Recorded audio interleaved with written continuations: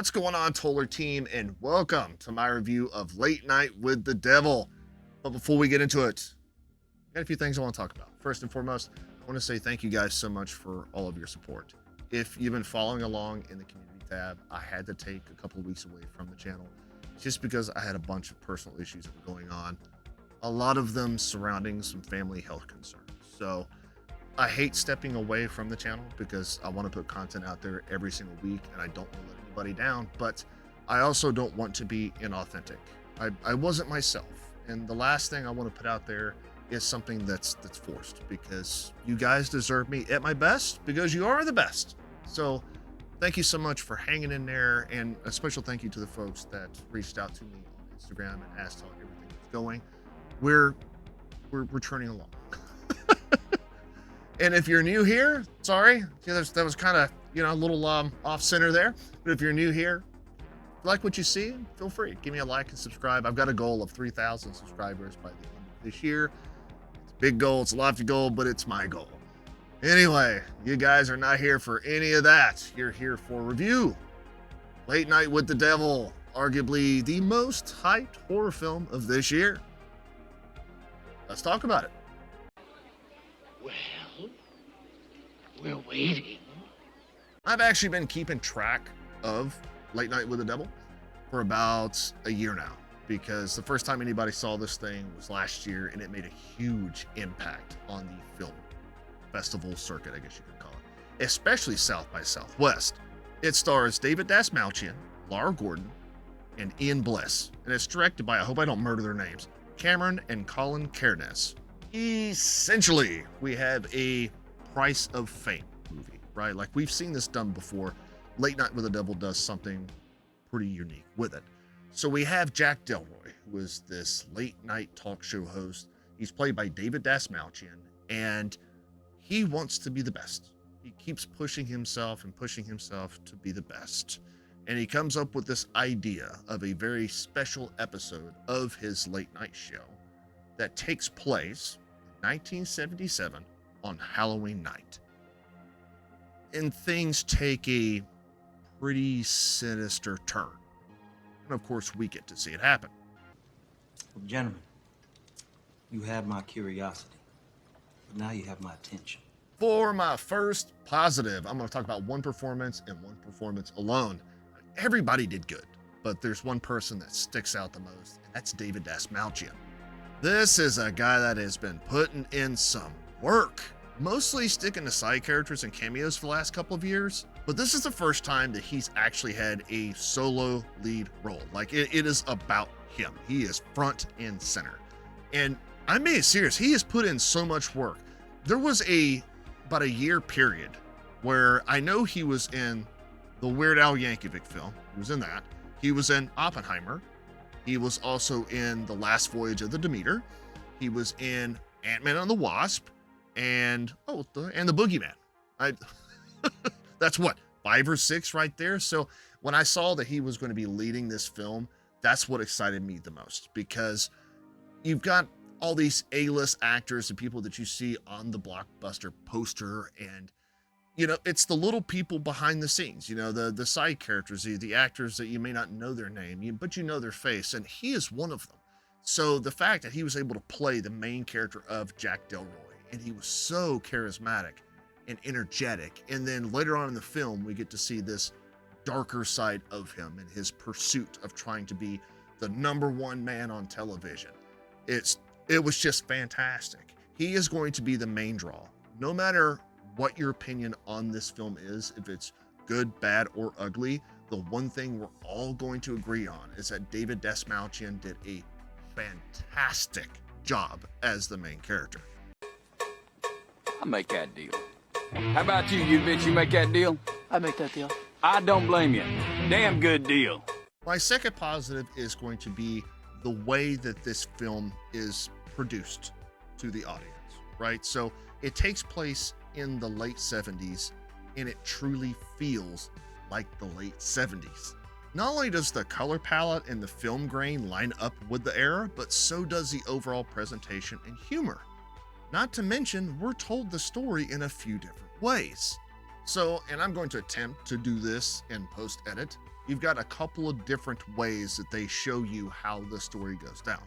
So you've got the actual late night show, the episode that we're watching, which is very box-like. It's got that film grain to it. It's got that 70s color.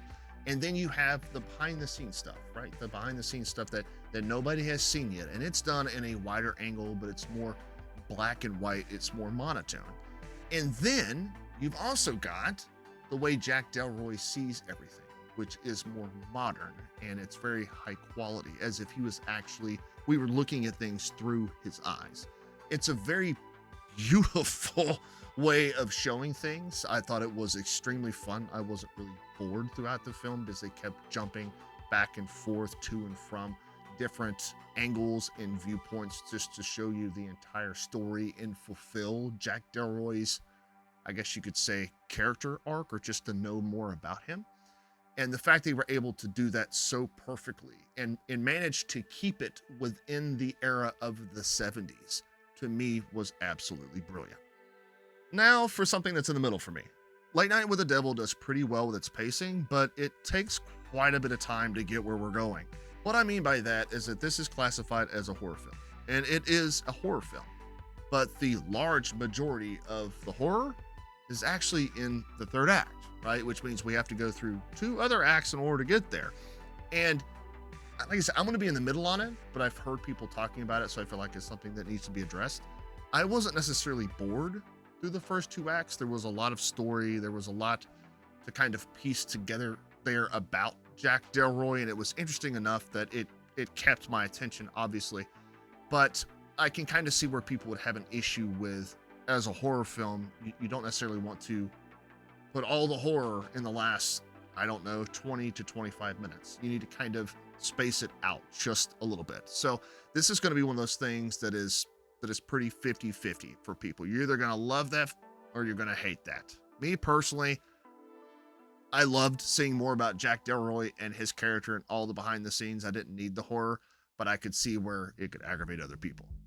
And then there's the negative. I say the negative because there's only one. It's all encompassing, but it's the ending. For whatever reason, they make some of the oddest decisions in the last 10 to 15 minutes of the film. And unlike a lot of reviewers, people that I've seen their reviews or I've read their reviews, whatever may have you, I like the ending. I really did.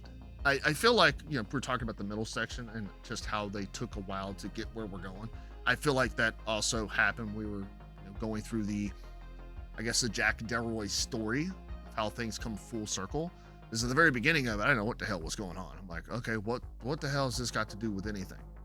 And of course you can start seeing little breadcrumbs, throughout the film. You're like, okay, I remember that. And now that makes sense. And then once you actually get the full reveal of what happened and what Jack did, like, oh, okay, well, yeah, that's really fucking cool. But did we have to wait this long to get here? But this is a negative section, right? That's not necessarily a negative. I liked the ending. The negative comes with this: the practical effects. Not the actual practical effects themselves. No, they were fantastic. As a matter of fact, this may be a hot take here, right? Hot take. I feel like they did this weird meta thing with the practical effects, where this is a film that takes place in the 70s. And if you look at some of the effects, especially in a particular scene involving worms, for the folks that have seen it, I'm talking about, I feel like those effects were also made to look like they were from the 70s. So it was like a weird meta play, and I actually enjoyed it. And that's what leads into this negative. You got all those great practical effects. You've got all these great artists. You got this great idea of making a film meta.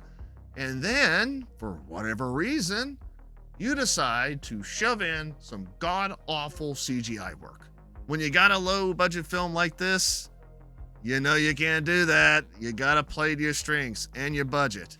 The CGI was terrible, and it wasn't like it was with the effects, where you're like, hey, this is a 70s film, we'll make it like 70s CGI. No, it didn't. It was completely out of place. It looked extremely low effort, and I can't understand why they made that decision. So, should you check out Late Night with the Devil? The verdict is Vincent. We happy? Yeah, we happy. Hell yeah, you should. Granted, make a note. This is a film that has a limited run, okay? And what I mean by that is not every theater is going to be showing this. I live in Pittsburgh. There was one theater within a 50-mile radius of me that was playing. It was a Cinemark. So if you want to go out and see this thing midweek, this weekend, whatever may have you, make sure you do your due diligence, do your research. Don't just show up to the theater and go, 1 ticket for Late Night with the Devil, please. They may not be playing it, okay? And if you don't have a theater near you that is playing this film, it is coming out on Shudder April 19th. So mark that date down. You do not want to miss this, I promise you. Anyway, I appreciate you guys for checking out my review. Talk to y'all later.